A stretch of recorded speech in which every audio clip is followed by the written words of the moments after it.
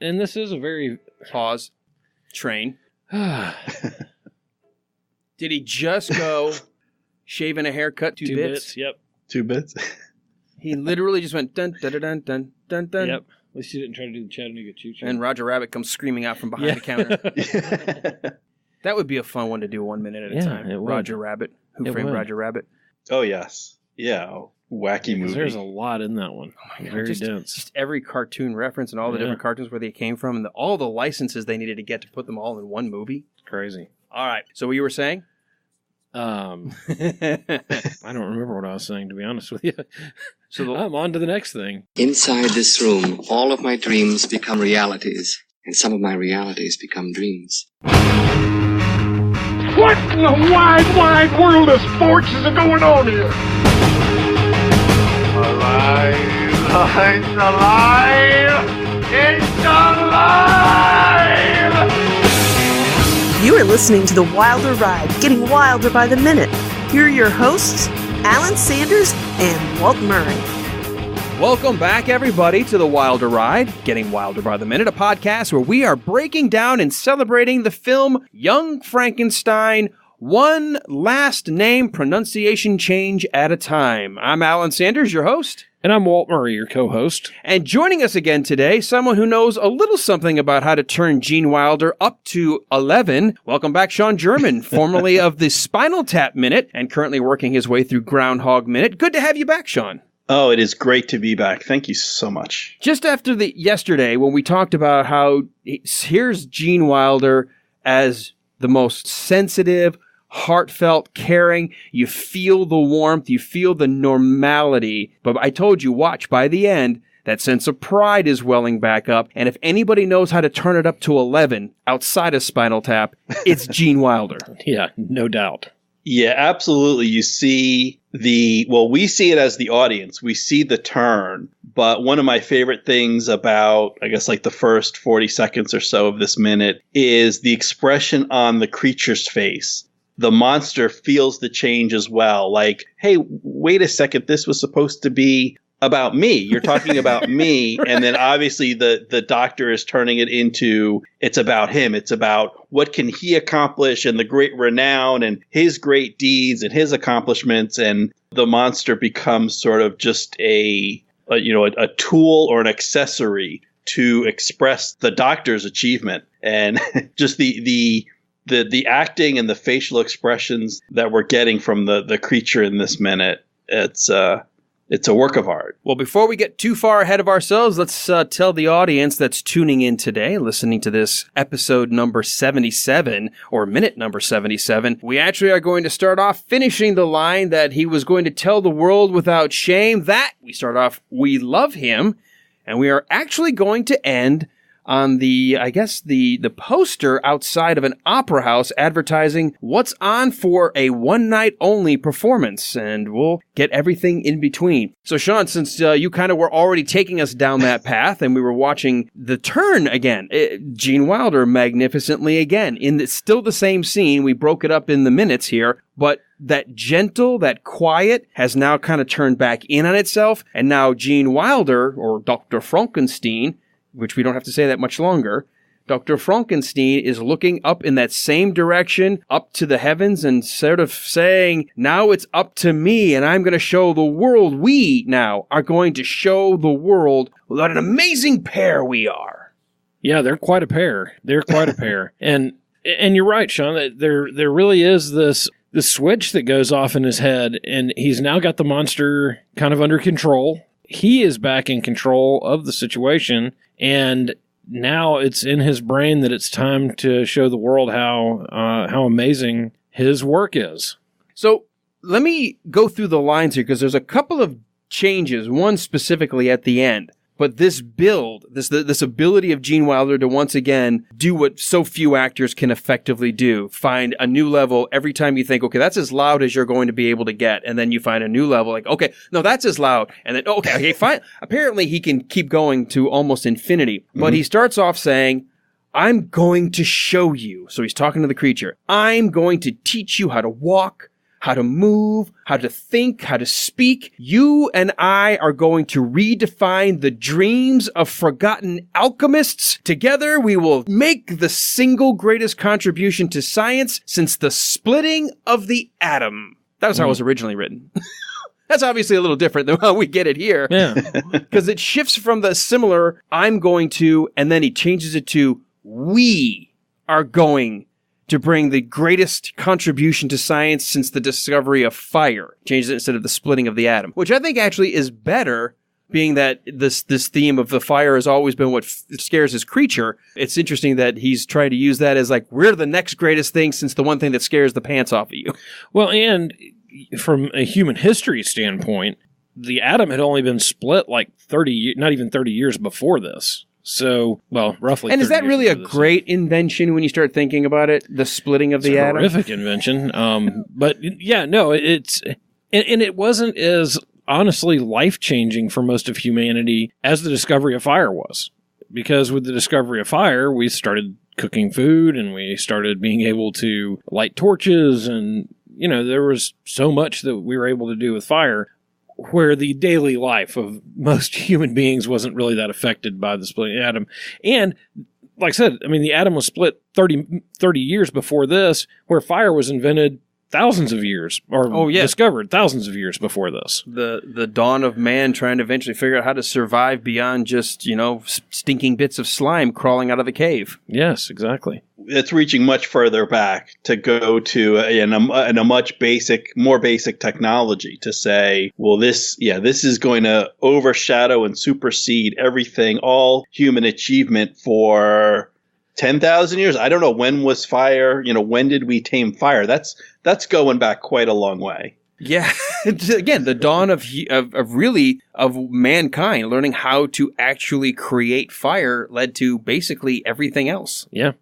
Well, and if you look back through history, from every writing that I know of, as long as humans have been around, fire has been there in all of our recorded histories. So it really does go back centuries and centuries and eons and eons. Yeah, it's at least 20,000 years and maybe even more than that.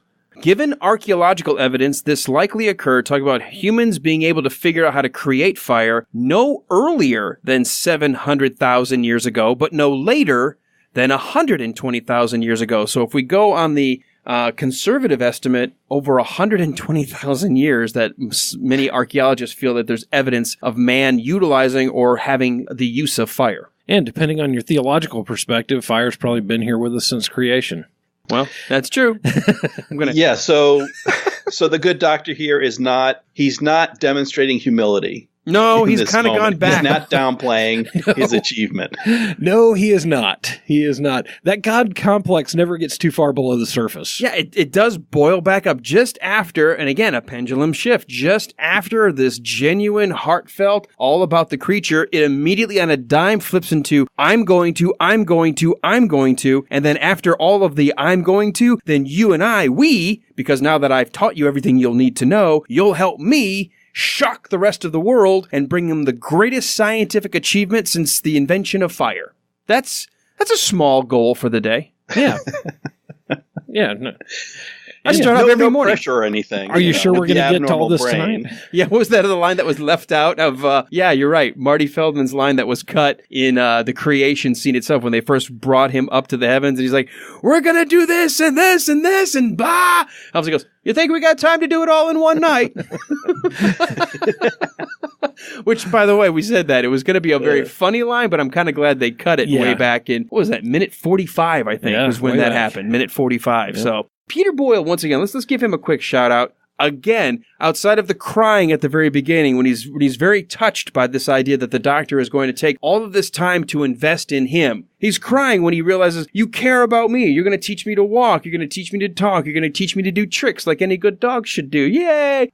But when it starts to turn about, like, I'm going to do all these wonderful, crazy things for my benefit now. Right. Yeah. And he starts getting louder and louder.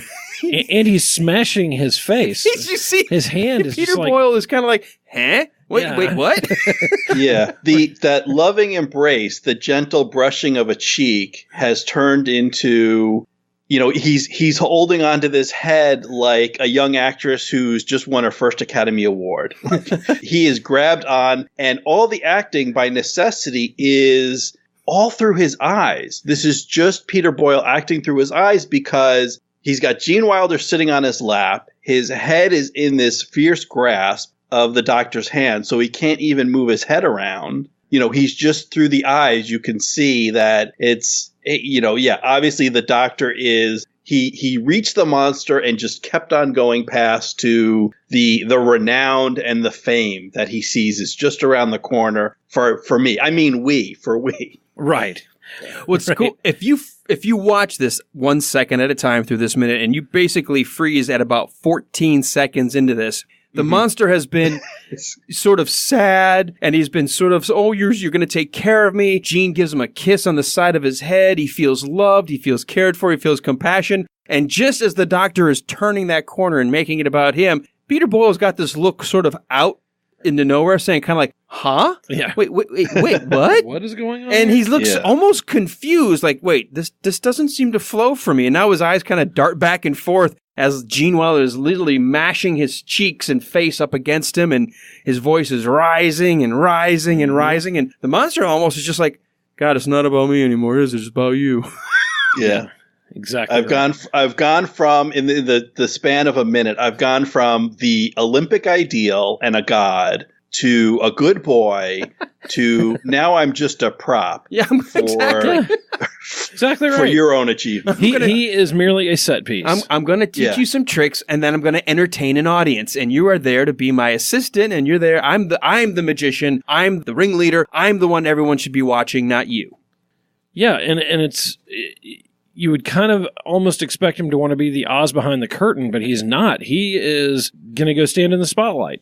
And this really is continuing to be all about him. When they're going back and forth and sort of rocking here, and and again, Peter Boyle is just allowing his head to almost be manhandled by Gene Wilder.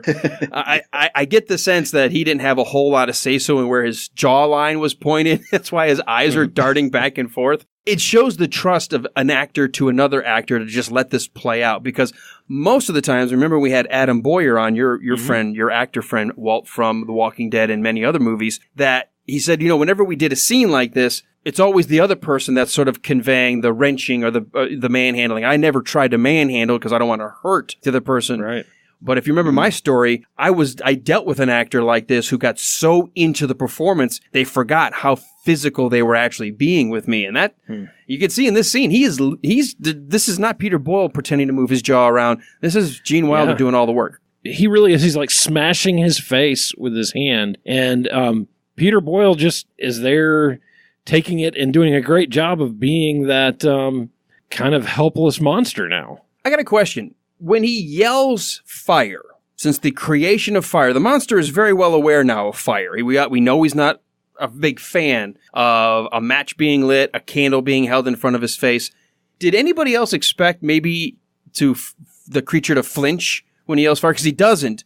But I almost wonder why they didn't do that. Yeah, I don't know. And he's almost looking at him with a look like, when the Sam Hill are you talking about? Yeah, I think that's the way I interpret it. That just the confusion, the swings of emotion that the doctor goes through, that this poor creature is just, he doesn't know which way is up. Am I a good boy? Am I a god? Am I your plaything? Like, what is going on? And he doesn't even remember. Like, he doesn't remember he's supposed to be scared of fire. He's just like, what are you talking about? When he yells this thing about fire, and he's at the absolute, almost, he's saving. He's at 10 right now, but he can go to 11. We already established that. Yes. When he's at 10, suddenly we don't see her open the door to the cell, the little, I guess, peep-in door, but we get the back shot of Inga suddenly very concerned for the doctor, asking if, Dr. Frankenstein, is everything all right? And I think it's a great transition to allow him to readjust and fix finally the pronunciation of his last name. My name is Frankenstein! Yeah, and really with a final buy-in to who he is. And, I am Frankenstein. It's the culmination of all of this God complex, all of the wrestling with who he is, the denial, the, fighting with other people about his identity, and he is in. And even after he first brings the creature to life, it took till minute 77 for him to finally admit, no, I am not a Frankenstein. I am a Frankenstein, and says it just like Herr Fochstein said it way back at the very beginning. Baron Beaufort from Frankenstein. When he's being presented with the box containing Beaufort von Frankenstein's will and testament. Yeah, and it's been an interesting journey to get here. It's been a wilder ride. It has been a wilder ride. You are not kidding. Well, Sean, I've kind of struggled with this, and I know Alan and I have talked about this several times. There are several high points in this movie, and one of them, of course, is the reanimation scene. Another one is this scene here where he really does embrace, I am Dr. Frankenstein. To you, which one is the more powerful scene, and which one is more the culmination of, or, kind of the higher point of the movie? Thank you for asking. This is the moment. In this minute, and specifically, it's about 33 seconds in, 33 to 40 seconds this is what the movie's about for me. And this is what makes this, I will put this up against anything, any other movie. This goes toe to toe. I'm getting a little emotional just thinking about it and speaking about it, because what does this movie do that other movies do not do? What is it exactly that you do? What makes it stand apart? And in terms of creation, now that's a very powerful moment. I think another moment is when Frederick is reading his grandfather's work, and he, as a rational man of science, he is once again yelling, "It could work." That's a very powerful moment. But this is just amazing. This is astounding. It's amazing. It's astounding. But it's no bullshit. And one of the things, and you guys have talked about it, and I've talked about it, my previous guest spot, and I've talked about it on other podcasts, some of the themes of a monster movie and what makes a monster movie and what makes a monster movie is great. And we get the man against science, this struggle of they thought so much about what they could do, they didn't think about what they should. But your scientists were so preoccupied with whether or not they could, they didn't stop to think if they should. And the way that this creation, it backfired on the grandfather, and it's causing some trouble, at least, for now, it looks like we're going to be okay, but we don't know, can the scientist control his own creation? And that's something that we deal with in the real world. And we talked about with the creation of the atom bomb and splitting the atom is a perfect example of something that as humanity, as a species, we have this technological achievement, but it comes with dangers. It comes with side effects. And are we going to be able to control it? That's one theme of the monster movie. You've got the individual versus society. Later on, we'll see the townsfolk are not necessarily on board with what the good doctor is doing, and they're not fans of this family of the history. So you've got the scientist and his assistants versus the townsfolk and the mob. But what is encapsulated here, and it's throughout the movie, but really this moment, is the additional theme that I think is lacking from other horror and monster movies, and that is the individual against his family.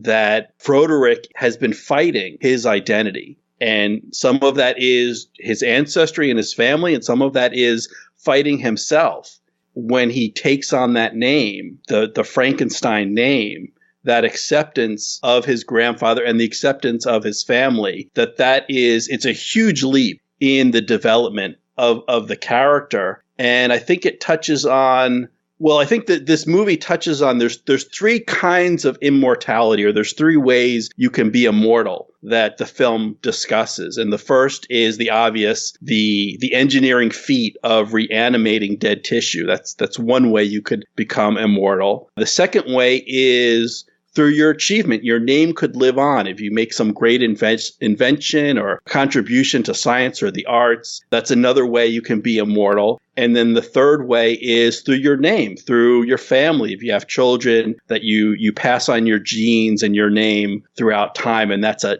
type of immortality. And in the beginning, Frederick rejects all three. Well, in general, he rejects the idea of reanimating dead tissue. And for the next two, in terms of immortality through invention or through family, he is denying those to his grandfather. He's saying, this work is doo-doo. My grandfather's work was doo-doo! There's nothing there worth remembering. And while he doesn't take the full step of legally changing his name, he changes the pronunciation enough to distance himself. That's Frankenstein.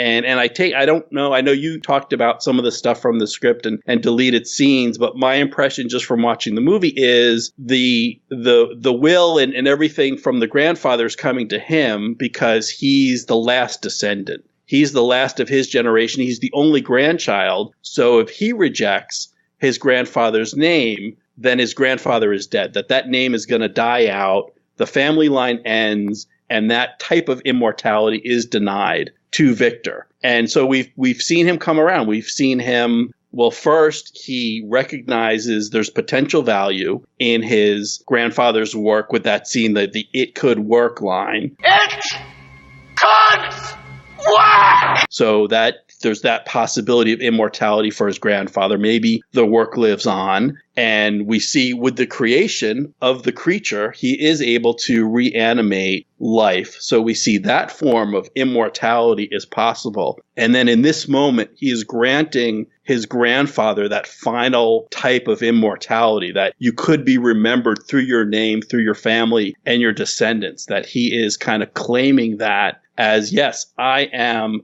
a Frankenstein. So he's making that connection to himself, who he is, to his family and his grandfather, and just granting that type of immortality to be part of the family. And it's that aspect that I think a lot of monster and horror movies are lacking. That aspect of family and being part of a chain of ancestry and descendants, and that aspect of immortality in a name that gets passed on. And I think it's particularly touching because of what we know of Frederick, that those practical types of immortality that I mentioned, the living on through your work or your creation and living on through your name, are things that he not only denies to his grandfather from in the beginning, they're things that he doesn't have in himself. We see him, he's supposed to be a man of some accomplishment, but when we see him in the beginning, he's speaking to students. He's instructing on what's known. It's not cutting edge stuff. He's not presenting to colleagues. This isn't new research. This isn't anything that's going to win awards. He's not breaking ground. He's not doing anything that's going to get him that kind of immortality through scientific achievement. And then the other thing, immortality through passing your genes on in your family name. Well, we've seen the relationship between Elizabeth and Frederick, and the iciness, the frigidity there. And I'm not necessarily optimistic that that's going to warm up after marriage, that their married life is going to be any physically closer than their engagement has been. I mean, we haven't seen a lot of it, but we definitely saw enough to get an idea that they're not an affectionate couple, or maybe one side of the couple wants to be more affectionate, the other side not so much. So he doesn't have children. He doesn't have a family of his own. He doesn't have great achievement that's going to grant him immortality. Whereas now the puzzle's complete. He's got this creation. He's reanimated life, and he's accepted his place. He's accepted his name in the place of this family. I know you guys didn't necessarily bring me around for a lecture, but you got one anyway. But this is just, this is why I love this movie. This is why I wanted to be a guest on the show, why I love talking about this movie, why I want people to see this movie for this minute, specifically just those few seconds, that, again, I will put this up against any scene in any movie, anytime, any place in terms of power and emotion and the message of what the filmmakers are trying to say. It is just, it's glorious and it's awe-inspiring. I'm awed that much emotion and that much could be said in just the few seconds of the acceptance of the name. That simple line, my name is Frankenstein.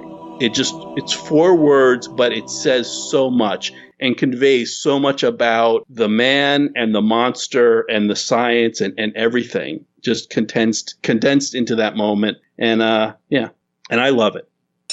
All right, everybody, I know class is dismissed, so you need to make sure you study up on Mary Shelley, on the biology of the brain, and be back ready for the quiz. Don't forget to turn in your homework by the end of the week. Oh, sorry. Well, I really wish you had an opinion on that. Yeah, I was wondering if you could flesh that out a little, because I was... Okay. No, actually, you did a great job. Yeah, I love the 3 levels of immortality and how... I mean, you did a great... I mean, that's why we didn't have to say a whole lot, because we were just listening. And if our listeners are as enwrapped about this movie and hearing that kind of a logical progression of story flow, we were just sitting here going, this is good stuff. So it is about immortality. It is also about, how far are you willing to go to be immortal? And at some point, it's sort of that line from Jurassic Park. You were so busy asking yourself, could you do something? You forgot to ask yourself, should you do something? Mm-hmm. Well, and I think that's the case here as well. We're watching a story of a man who hasn't yet figured that piece out just yet. Should I have done what I've done? And I think this scene is probably the best example of how this is probably the deepest comedy ever made. I doubt that there's another comedy that has a scene like this. Well, as we go from, and again, Sean, there's no reason to backtrack over the territory. I think he pretty much dotted the I's, crossed the T's on that one. We do the fade to black, and we come up on, it's not necessarily a theater marquee, but it's definitely emblematic when we start reading. Bucharest Academy of Science, tonight only, Dr. F. Frankenstein presents The Creature in a startling new experiment in reanimation, presented in cooperation with TNS, the Transylvania Neurological Society. And if you were thinking that maybe somebody came up with this art direction or this little piece of funny poster well after the script, in the script, verbatim, Mel Brooks and Gene Wilder carved out exactly what this sign says. Well, I guess with the Transylvania Neurological Society, that answers our question about the need for Bob's deadheads and the brain depository. Yeah, I guess there is a need. Who knew they were on the forefront of neurological science in Transylvania? Well, and how many people do they have involved in that area of science in that town that they can have a society? Yeah. Not just, well, maybe they can all be sort of like members, the British Society, where you have doctors all over the world, but you're part of the British Academy of Science or something. But it does look like, and hey, remember, he has a lot of work to do between what he just said he needed to do before sharing this with the world. He sure does. He has to teach him to walk, to talk, to do all these little tricks. And so this could be months as far as we know. Could be. I mean, the movie doesn't give us that sense, but it could have been, hey, send the invitations out. Everybody flies into Transylvania. Everybody's looking for a bed and breakfast to kind of sit around in and, come up with their finest attire to this sold out performance. And what's cool is right after we get this marquee and we're reading, and it is kind of funny that, again, that there's a neurological society in Transylvania, but it's a one night only performance, The Creature. You would think that if you were going to do something more scientific, it'd be it'd be a longer title, Dr. Frankenstein and my work with reanimating dead tissue. No, it's just The Creature. But it pans into basically one of the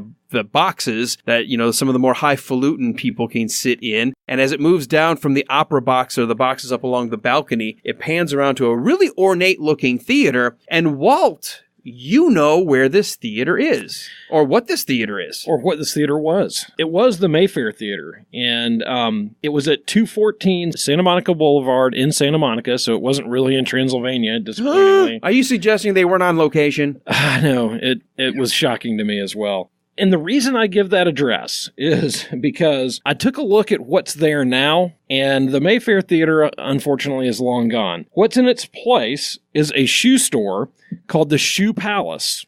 However, this property's been subdivided, and right next door is a bookstore called the Book Monster. So...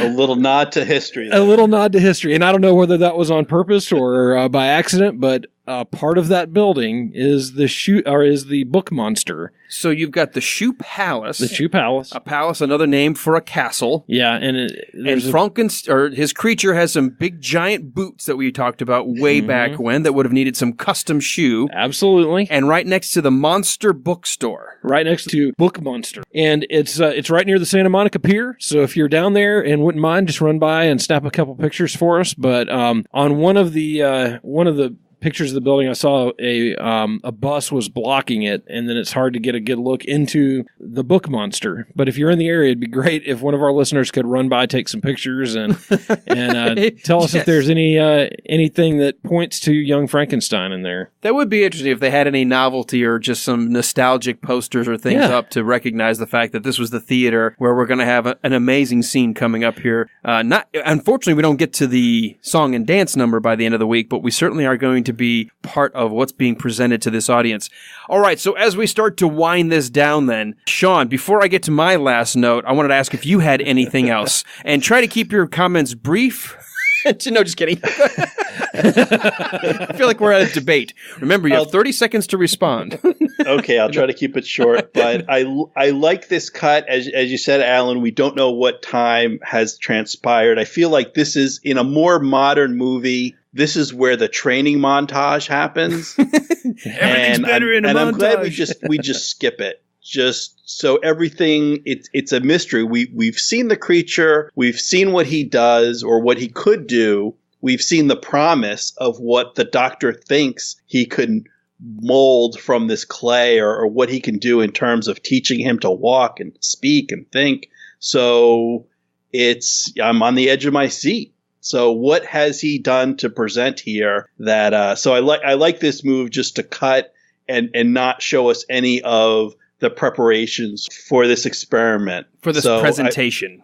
Or the presentation, yeah. And we don't know too much about the crowd other than the involvement of the TNS. I feel like this is like the Royal Box, or what the equivalent of Royal is in Transylvania, this opening, the establishing shot of the interior of the theater. We see it's just a couple in their own private balcony. She's got the opera glasses going. So they've gotten some attention. They've gotten the highfalutin mucky muck of Transylvania society to see this demonstration.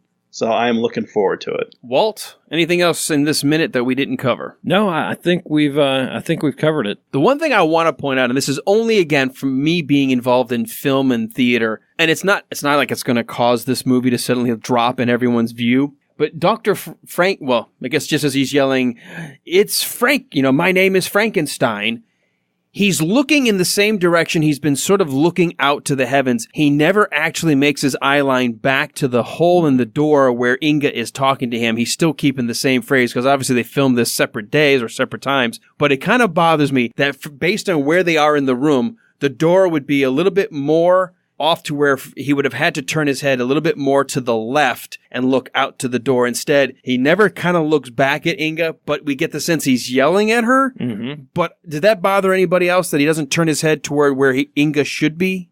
Yes and no. I think just because we know that he tends to be very preoccupied with himself and his own thoughts, I don't even know that he would be specifically acknowledging that she was there or that somebody was talking to him. He's more concerned with the message that he has to deliver. Sean, what about you? Did that ever bother you about seeing that eye line never actually changes back to a character that's addressing him? No, and I never thought of it before now. It never bothered me. I think it just plays into... Gonna bother you now.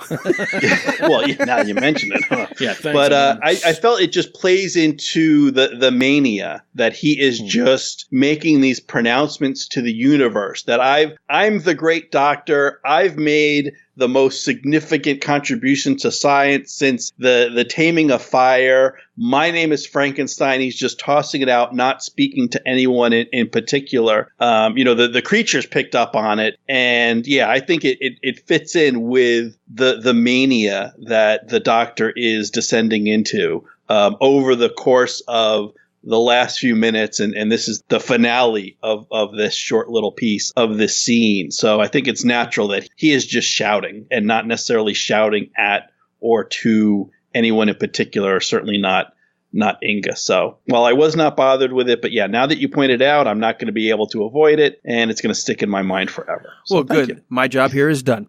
Well, on that note, we are going to see coming up, what was all of this preparation? What was all of this work that we would have normally gotten in a montage, but we thankfully did not? We're going to have to just sit back and wait. Sean, since this is the last we'll have of you this week, let people know, where can people find you if they're interested in your insights to a different movie that sort of looks at things, ironically, 1 minute at a time, but then sort of re-looking at those same minutes 1 minute at a time. Yeah, so speaking of movies with a sort of philosophical point of view and movies that are also very funny at other times, and that movie would be Groundhog Day. And I cover that 1 minute at a time. I call that podcast Groundhog Minute, and I do that with my wonderful co-host Dave Pallas, and you can find us over at groundhogminute.com, and we're also in the iTunes and Google Play and all those other places where you find podcasts. And yeah, you can hear me drone on, and occasionally I let my co-hosts get a word in edgewise. Which is always good. Walt, you put a shout out there for anybody in the Santa Monica area to maybe share a picture. Where would someone go? Those folks are going to want to go to our listeners group. And you can find us at facebook.com/The Wilder Ride. From there, there's going to be a link to the listeners group. Just fill out a couple of quick questions and join that group and join the conversation. There are some great things being posted there, including pictures and other things that people have found about Gene Wilder and about the production of this movie and some others. So it's a great place to join the conversation. And the other thing we'd encourage you to do is go to iTunes and just give us a real quick review if you like what you're hearing.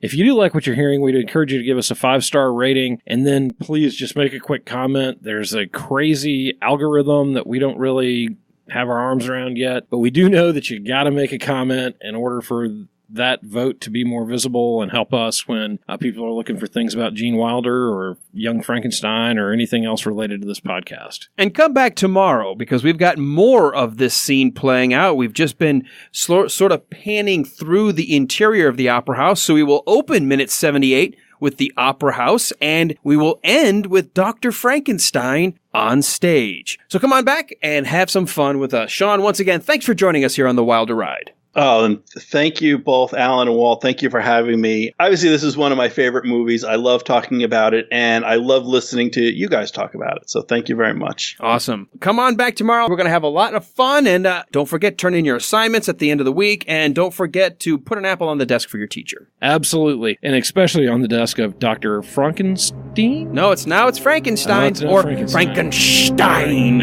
I just want a beer stein. That's all I care about.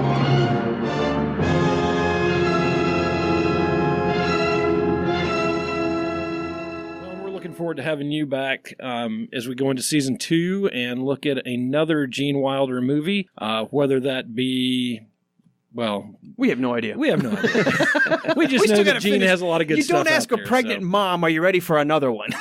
You gotta give that time. You give the birthing process some time to fade and dissolve in memory, But we're looking forward to hearing from you in the future. Yeah, absolutely, Sean. Thanks so much.